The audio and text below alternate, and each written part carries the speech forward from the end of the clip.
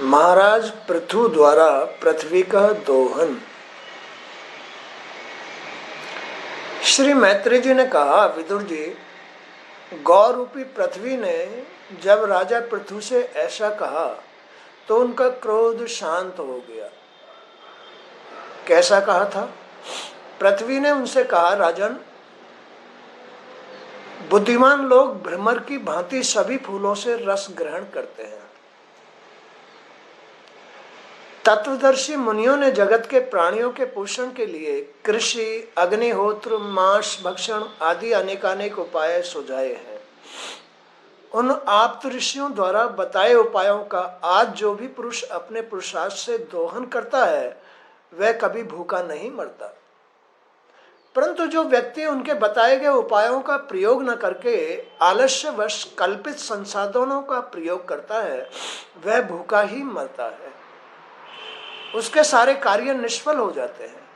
राजन, पूर्व काल में ब्रह्मा जी ने जिस धान्य आदि को उत्पन्न किया था उसे यम नियमों का तथा व्रतों का पालन न करने वाले दुराचारी लोग खा जाते हैं। यहाँ पृथ्वी प्रकृति का प्रतीक है और राजा जीव का प्रतीक है। तो दोनों का जो समन्वय भाव है, इसका अर्थ यही है कि ये प्रकृति इस जीव को कह रही है कि देखो राजन, मेरी कमी नहीं है, कमी तुम्हारे उपायों की है, तुम्हारे सोच की है। पहले ऋषि मुनियों ने जो जीव की भूख को मिटाने के लिए जो उपाय सुझा दिए हैं उनको तुम लोग भूल गए हो। तुम ऐसा कर्म क्रियाएं नहीं करते हो जिससे कि मैं तुम्हारी भूख मिटा सकूं। तुम्हारे लिए वो साधन संसाधन जुटा सकूं जिससे कि तुम संतुष्ट रहो। इसलिए तुम असंतुष्ट हो गए हो। तुम्हारे पास उपाय नहीं रहे हैं, तुम्हारे पास नियम नहीं रहे हैं, मुझे प्रसन्न करने की युक्ति नहीं रही है। तो इसमें मेरा क्या दोष है? गौरूपी पृथ्वी ने जब राजा पृथु से ऐसा कहा तो उनका क्रोध शांत हो गया कि भाई ये तो कमी हमारी ही है। वास्तव में ऋषि मुनियों ने जो उपाय सुझाव हमारे भरण पोषण के लिए या हमारे संसाधन के लिए पहले जुटा रखे हैं उनको हम भूल चुके हैं। ये प्रकृति जब तक संतुष्ट नहीं होगी तब तक ये हमें क्या देगी? ये गाय जब तक संतुष्ट नहीं होगी, इसको हम नियम के अनुसार चारा नहीं देंगे, पानी नहीं देंगे, इसको खुश नहीं रखेंगे तो ये हमें दूध कैसे देगी? बुद्धिमान लोग भ्रमर की भांति सभी फूलों से रस ग्रहण करते हैं। जो बुद्धिमान लोग होते हैं, बुद्धिमान राजा होते हैं, वो ऋषियों से, मुनियों से, जगह जगह से देश को चलाने के लिए या घर गृहस्थी को चलाने के लिए तरह तरह के उपाय लेते हैं।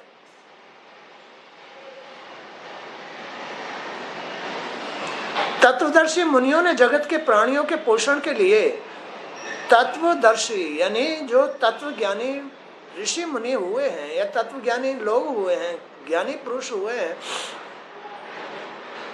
उन्होंने प्राणियों के जीवन संचार के लिए, जीवन पोषण के लिए अनेक उपाय सुझाए। कृषि कर्म, अग्निहोत्र माने हवन प्रक्रियाएं आदि अनेक उपाय सुझाए हैं जिनसे ये प्रकृति खुश होती है। और बहुत सारे उपाय हैं। उन आप्त ऋषियों द्वारा बताए उपायों का आज जो भी पुरुष अपने पुरुषार्थ से दोहन करता है वह कभी भूखा नहीं मरता। जो पहले ऋषि मुनियों ने जीव के भरण पोषण के लिए जो उपाय सुझा करके प्रस्तुत किए हैं उनको जो भी आज अपनाता है वो कभी भूखा नहीं मरता है। भगवान की पूजा करना ये मुझे प्रसन्न करने का साधन है, तीर्थ जाना ये मुझे ही प्रसन्न करने का साधन है, अग्निहोत्र करना, हवन आदि कथा आदि करना ये मुझे ही प्रसन्न करने का साधन है, किसी भूखे को अन्न खिलाना ये मुझे ही प्रसन्न करने का साधन है।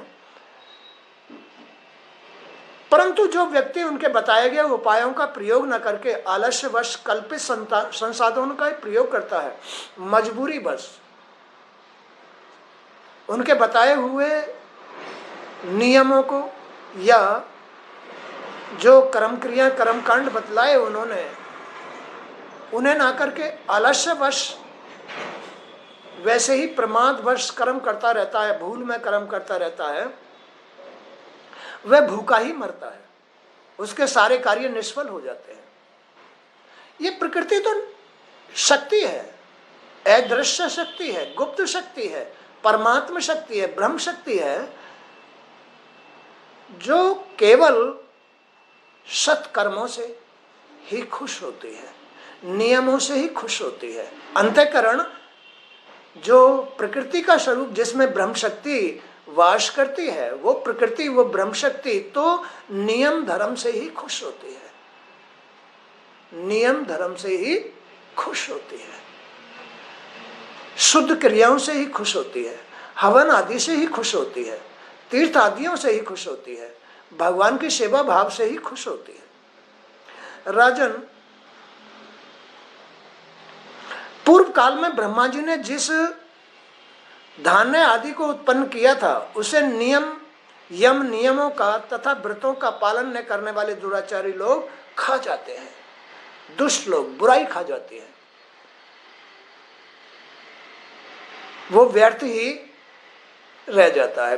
ब्रह्मा जी ने तो पहले ही इस जीव के पालन पोषण के लिए वस्तुएं खाद्य सामग्री निर्मित की है, लेकिन जब आदमी अपने नियम धर्मों को नहीं अपनाता है तो मैं क्षुब्ध हो जाती हूँ, छुप जाती हूँ। और ब्रह्मा जी ने जो तुम्हारे पालन पोषण के लिए खाद्य सामग्री या अन्य संसाधनों का लाभ दिया है, उन्हें बुराई खा जाती है। बुराई माने कि वो तुम्हारे हित के नहीं रहते हैं, तुम्हारे हित के नहीं रहते, उन्हें बुराई ही खा जाती है और तुम मजबूर बने बैठे रहते हो, वो चीज तुम्हारे उपयोग में नहीं आती है। हे लोक रक्षक राजन, आप लोगों ने भी मेरा आदर करना छोड़ दिया है। प्रकृति कह रही है इस बात को, अंतःकरण में जो गुप्त शक्ति है, ब्रह्म शक्ति है, वो यही बात कह रही है कि राजा लोगों, तुम लोगों ने भी मेरा आदर करना छोड़ दिया है, तुम घमंडी हो गए हो, तुम अहंकारी हो गए हो, दुराचारी हो गए हो, पापी हो गए हो, आलस्यवश नियम धर्म को त्याग करके तुमने मेरा ध्यान करना बंद कर दिया है। ये शरीर के अंदर जो ब्रह्म शक्ति प्रकृति वास करती है, मन बुद्धि पांच भूत, ये सब प्रकृति का ही रूप है। पांच तन्मात्राएं, कर्मेंद्रिया आदि, ये सब जितनी भी हैं 24 तत्व, ये प्रकृति के ही तत्व हैं। और बाकी जो हृदय आदि है ये भी प्रकृति का ही स्वरूप है। मन बुद्धि चित्त वाणी आदि ये सब प्रकृति है। तो प्रकृति रूपी गाय अंतःकरण राजन रूपी जीव को कह रहा है, राजा रूपी जीव को कह रहा है कि राजाओं, तुम लोगों ने भी मेरा आदर करना छोड़ दिया है, तुम मुझे कोई सत्कार नहीं देते हो, तुम मुझे सत नहीं देते हो, तुम मुझे खुशी नहीं देते हो, सिवाय भूल में आलस्यवश या नियम धर्मों को त्याग करके सदा मुझे दुखी रखते हो, दुखी देते हो। मेरी प्रकृति अशांत रहती है, तुम मुझे अशांत रखते हो, तुम लोगों ने मेरा आदर करना छोड़ दिया है, इसलिए सभी राजा लोग चोरों के समान हो गए हैं। ये जो जीव है चोरों के समान हो गया है, आलस्यवश, न्यूनवश, अज्ञानतावश, उसमें वो सत नहीं रहा जो जीव के लिए ऋषि मुनियों ने उसको कर्म क्रियाएं बतलाई हैं, नियम धर्म बतलाए हैं, वो सब कुछ ना रह करके चोरों के समान ये राजा हो गए, ये जीव रूपी राजा ऐसा हो गया है। तो इसलिए मैंने अपने गर्भ में अन्न और यज्ञ के लिए औषधियों को छुपा लिया है।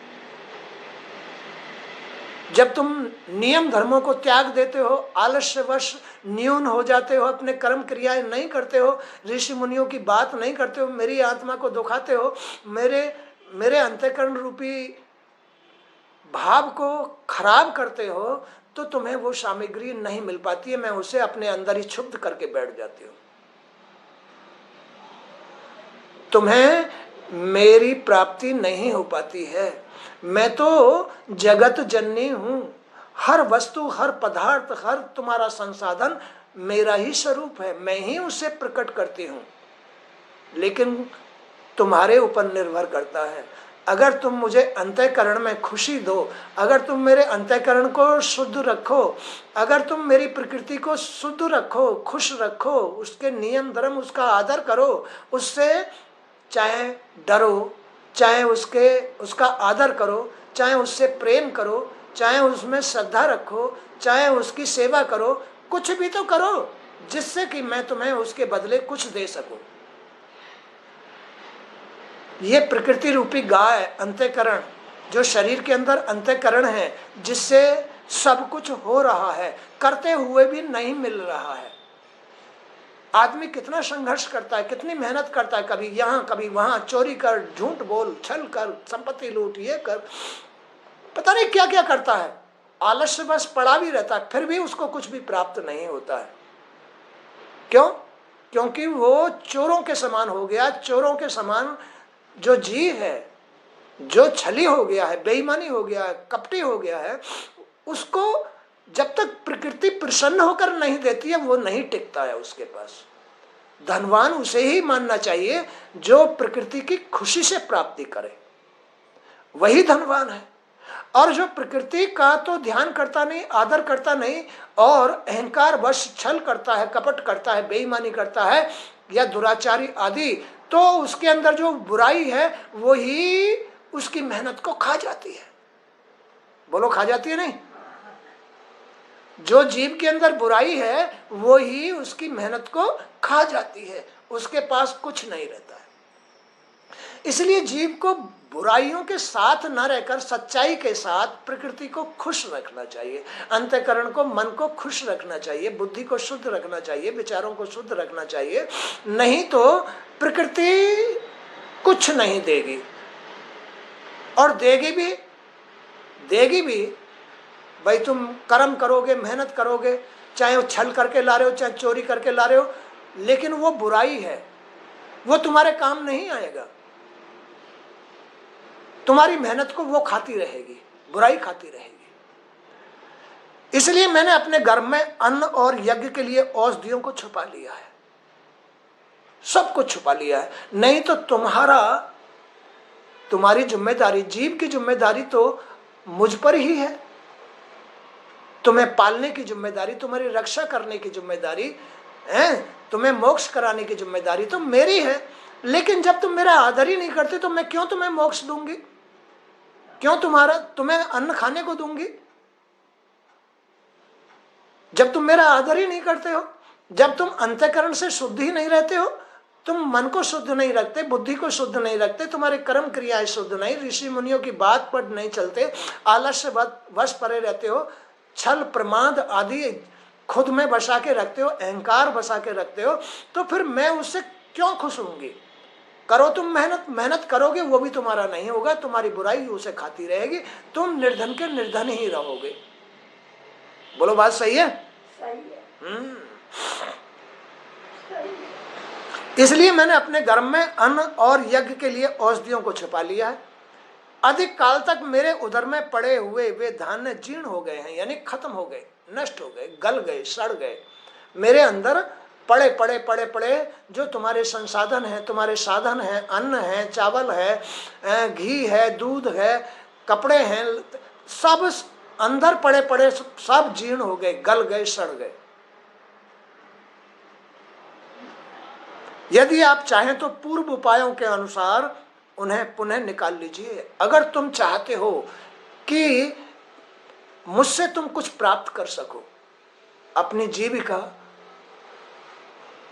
धन संपत्ति, खाने पीने की वस्तुएं, जीवन चलाने के संसाधन अगर तुम्हें प्राप्त करने हैं, अगर तुम्हें ये वस्तुएं प्राप्त करनी हैं, तो ऋषि मुनियों ने जो उपाय बतलाए हैं, हवन कराना, यज्ञ करना, दान करना, तीर्थ करना, है, नियम धर्म अपनाओ, जल्दी उठो, शौच जाओ, स्नान करो, भगवान की सेवा करो, यानी मेरी सेवा करो, किसी तरह से भी करो, चाहे जल से करो, चाहे पत्ते से करो, चाहे फूल से करो, चाहे भोग लगा के करो, चाहे वस्त्र पहना के करो, चाहे हवन करके करो, कुछ भी करो, मेरी मूर्ति में पूजा करो, चाहे जैसे भी ध्यान लगा के पूजा करो, मुझे खुश करो।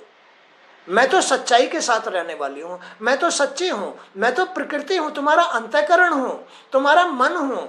अगर तुम मेरे रूप को समझ जाओ, अगर तुम मेरे रूप रूपी मन को खुश करो, तो मैं तुम्हें सब कुछ दे दूंगी। ये प्रकृति कह रही है, ये अंतःकरण कह रही है, ये ब्रह्म शक्ति कह रही है। ब्रह्म शक्ति कहीं तुमसे बाहर नहीं है, तुम्हारे अंदर ही है, वो छुप जाती है तुम्हारी वजह से, जीव की वजह से। जीव जब गंदी गंदी गंदी गंदी सोच लेके आता है, लड़ाई झगड़े की, तेरे मेरे की, भेदभाव की, या छल कपट की, बेईमानी की, जब वो जितनी बुरी सोच लेके आता है, प्रकृति उसके संसाधन छुपा लेती है। बोलो, छुपा लेती है। हाँ, यदि आप चाहें तो पूर्व उपायों के अनुसार उन्हें पुनः निकाल लीजिए। ऋषि मुनियों ने जो तुम्हें उपाय बता रखे हैं, हमने, प्रकृति कह रही है, ब्रह्म शक्ति कह रही है, ब्रह्म कह रहा है कि उन लोगों जिन्होंने हमारी उपासना की है, ऋषियों ने, मुनियों ने, देवताओं ने, या जो भक्त लोग हैं उन्होंने जो हमारी उपासना की है, उनकी भक्ति के अनुसार हमने उनको ऐसी सद्बुद्धि, ऐसा ज्ञान, ऐसे विचार दे रखे हैं और उन्होंने किए हैं तुम्हारे लिए। तो तुम उनके बताए हुए नियमों पर या उनके किए हुए कर्मों के अनुसार चलो, तो तुम्हें सब कुछ मिल जाएगा। बोलो, मिल जाएगा नहीं मिल जाएगा? यदि आपको समस्त प्राणियों की रक्षा और उनके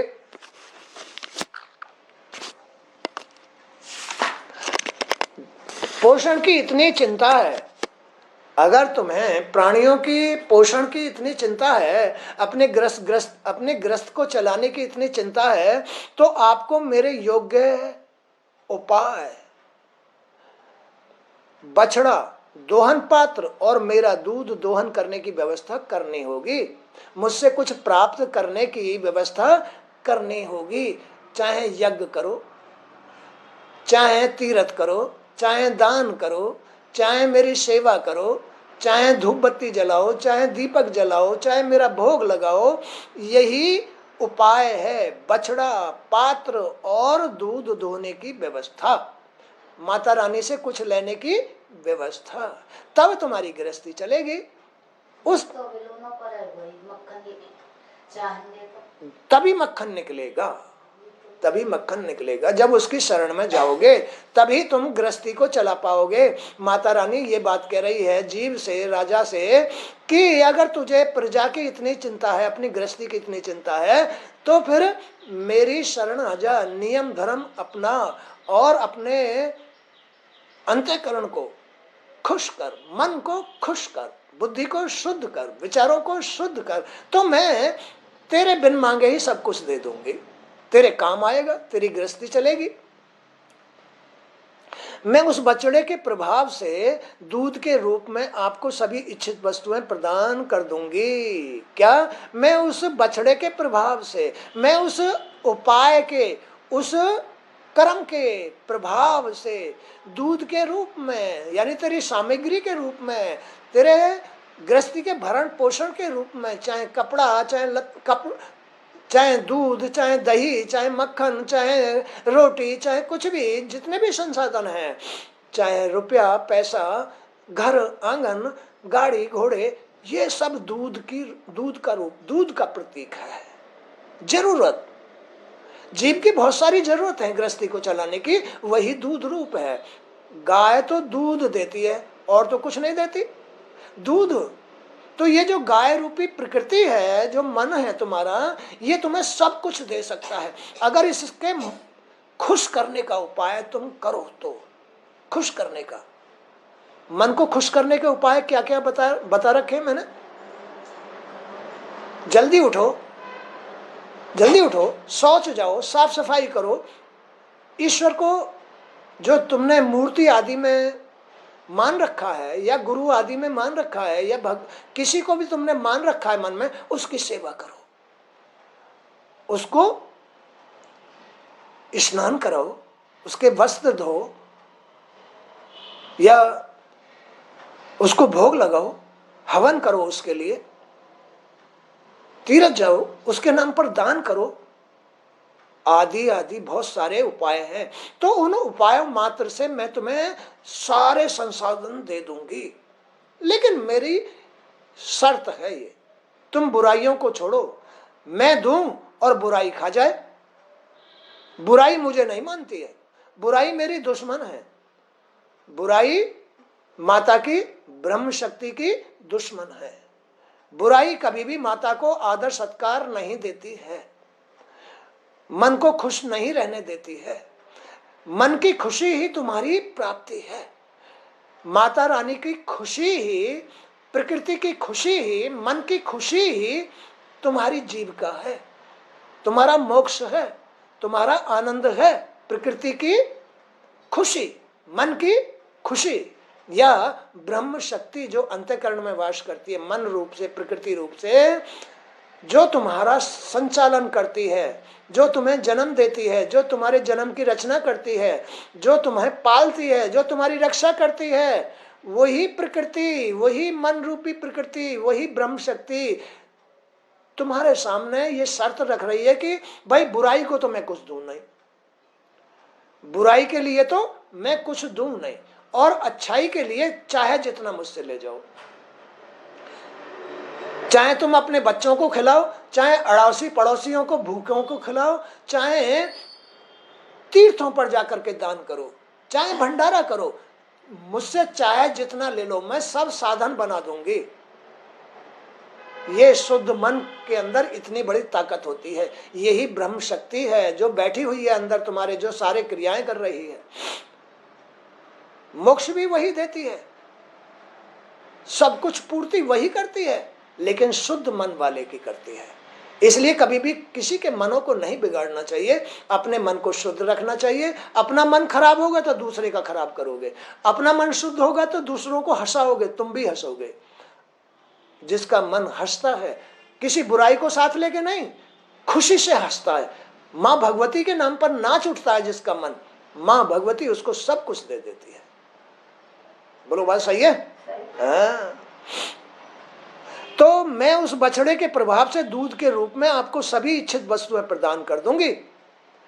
आपको इस धरती को समतल करना होगा, मन को शांत करना होगा, इसको सरल बनाना होगा, इसमें क्रोध नहीं आने देना होगा, इसमें लोभ नहीं आने देना होगा, इसमें मद नहीं आने देना होगा। इस मन के अंदर, इस मन को जिसने समतल बना लिया, इस मन रूपी पृथ्वी को जिसने समतल कर लिया, बस इसमें मेरी उपस्थिति हो जाती है, नमी बनी रहती है, हर चीज उपस्थित रहती है। किस बात की कमी है? अपने को संभाल लो, खुद को संभाल लो, सोच को सुधार लो, तो फिर किस बात की कमी? दूह लो इसको कितना ही भी। आपको इस धरती को समतल करना होगा, जिससे वर्षा ऋतु में जल इस पर बना रहे। मैं तो खूब अन्न बरसाती हूँ, मैं तो खूब तुम्हारे संसाधन उपलब्ध कराती हूँ, लेकिन वर्षा होती है और पानी ढलक के चला जाता है। जब तुम्हारा मन ही समतल नहीं है, जब तुम्हारा मन ही सरल नहीं है, जब तुम्हारा मन ही शुद्ध नहीं है, तो वो कैसे रुकेगा? मेरा दिया हुआ, मेरा दिया हुआ नहीं रुकेगा और बुराई खा जाती है। और इसकी उर्वरा शक्ति बनी रहती है कब? जब मैं वर्षा करती हूँ, तुम अपने मन को समतल कर लेते हो, तो उसमें मेरी वर्षा से उर्वरा शक्ति बनी रहती है, खूब देती हूं मैं। मेरे भीतर की आर्द्रता सूखना न पाए, मेरे मेरी वर्षा से जो तुम्हारे मन के अंदर आर्द्रता माने नमी आती है, माने कि जो उपस्थिति होती है, ये कभी सूखने नहीं पाए। नहीं, ऐसा नहीं आज कर लिया कल को छोड़ दिया, नहीं, रोज भगवान की शरण में जाओ, रोज सत्संग सुनो, तो तुम्हारे मन की खुशी सूखेगी नहीं। रोज भगवान की सेवा करो, जल्दी उठो, रोज रोज रोज का नियम बनाओ, तो फिर तुम्हारे मन की ये नमी सूखेगी नहीं, मेरी उपस्थिति हटेगी नहीं। नहीं हटेगी तो तुम्हारा जीवन आनंद के साथ चलेगा। मन की खुशी की जरूरत है, मेरी जरूरत है। भाई तुम मेरे ही तो बच्चे हो, मैंने तो तुम्हें पैदा किया है और तुम मुझे ही ठुकराते हो, तो मैं तुम्हें कैसे?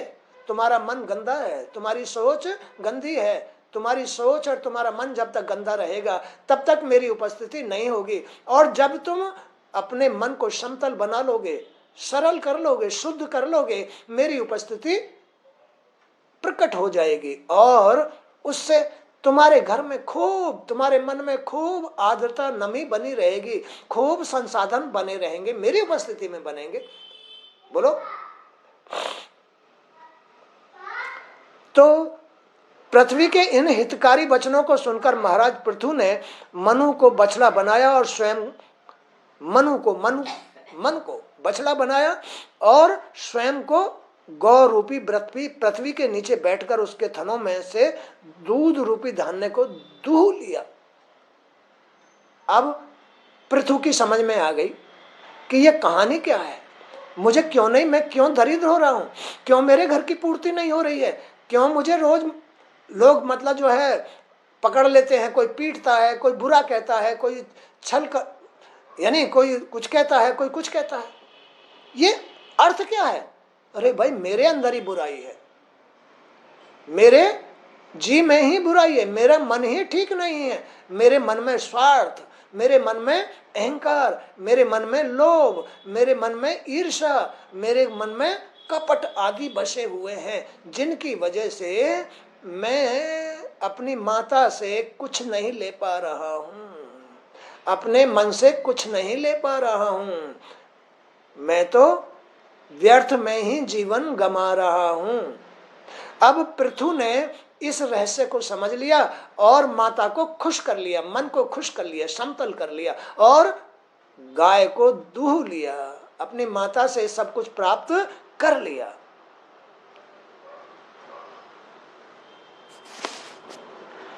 पृथु ने सर्वप्रथम व्यापक रूप से पृथ्वी को कृषि योग्य बनाया था।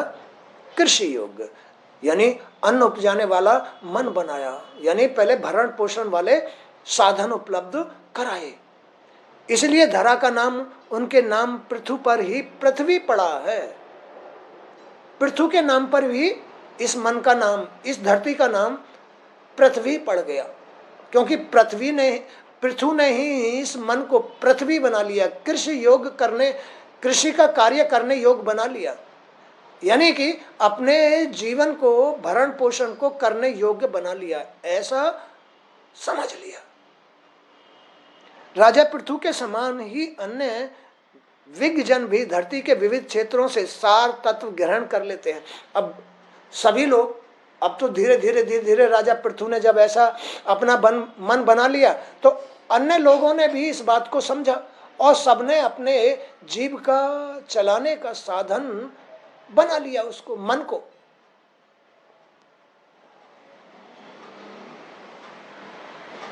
राजा पृथु के समान ही अन्य विज्ञजन भी धरती के विविध क्षेत्रों से सार तत्व ग्रहण कर लेते हैं। उन्हीं के अनुसार ऋषियों ने बृहस्पति जी को बछड़ा बनाकर इंद्रिय रूपी पात्र में गौ रूपी पृथ्वी से वेद रूपी दूध को दुहा। इस प्रकार देवताओं ने इंद्र को बछड़ा बनाकर सुवर्ण में पात्र में अमृत, वीर्य, मनोबल, शक्ति, ओज, इंद्रिय बल और शारीरिक बल को दुहा था। किस ने? बृहस्पति देव ने, देवताओं ने। कैसे? अपने इंद्रिय रूपी पात्र में, अपने इंद्रिय, ये जो इंद्रियां है ना हमारी, ज्ञान इंद्रिय, कर्मेंद्रिय, इनमें अच्छाई पैदा की, साधना की और मन रूपी गाय से खूब ज्ञान प्राप्त कर लिया, देवता बन गए, इंद्र स्वर्गलोक का राजा बन गया। किससे? मां के वरदान से। उन्होंने, बृहस्पति ने देवगुरु बन गए, इंद्र स्वर्ग के राजा बन गए। कैसे बन गए? अपनी इंद्रियों को, ज्ञान इंद्रियों को, अपनी कर्मेंद्रियों को शुद्ध सरल करके इस पात्र में माई जी को, प्रकृति को दुह लिया, ज्ञान प्राप्त कर लिया, और उस ज्ञान से इंद्र राजा बन गए, स्वर्गलोक के राजा। बृहस्पति देव देवगुरु बन गए। बहुत सारे लोगों ने इसी तरह से, जैसे पृथु ने इस बात को सुना, समझा और सभी लोगों के सामने जब व्यक्त किया, तो पृथु को देख करके इंद्र भी, बृहस्पति भी और बहुत सारे ऋषि मुनि भी उस क्रिया को करने लगे। कोई ऋषि बन गया, कोई मुनि बन गया, और कोई देवगुरु बन गया, कोई इंद्र बन गया। सब ने अपने अपने पद प्राप्त कर लिए, लेकिन सबने माँ के बताए हुए रास्ते से ही पद प्राप्त किए। इंद्रियों को शुद्ध करो, यही दूध धुने के पात्र हैं। इनको पहले साफ करो, इनको मांजो, इनको अच्छी तरह से चमका लो, साधना करो, तब तुम्हारा मन खुश होगा। तब तुम्हारी प्रकृति तुम्हें चाहे देव गुरु बना दे, चाहे इंद्र बना दे, चाहे तुम्हें ऋषि बना दे, चाहे तुम्हें मुनि बना दे, कुछ भी बना सकती है तुम्हारी प्रकृति। उसके हाथ में है सब कुछ। वो तुम्हें मोक्ष करा सकती है, वो तुम्हें घर के सारे संसाधन पूरे कर सकती है, तुम्हें रुपया, पैसा, धन, दौलत, संपत्ति, स्त्री, पुरुष, पुत्री, पुत्र सब कुछ देने के लिए सक्षम है। उसके पास सब कुछ है, लेकिन तुम इस लायक बनो। अपनी इंद्रियों को शुद्ध करो, मन को शुद्ध करो, और माँ से मांगो, उसकी सेवा सत्कार करो। कहो उससे कि माँ हमें ये बना दे, तो वो उसे वो ही बना देती है। बोलो बात सही है? तो आज का सत्संग भी यहीं तक। जय श्री कृष्ण, जय श्री कृष्ण गोविंद। हे माता रानी, तेरे सच्चे दरबार की जय।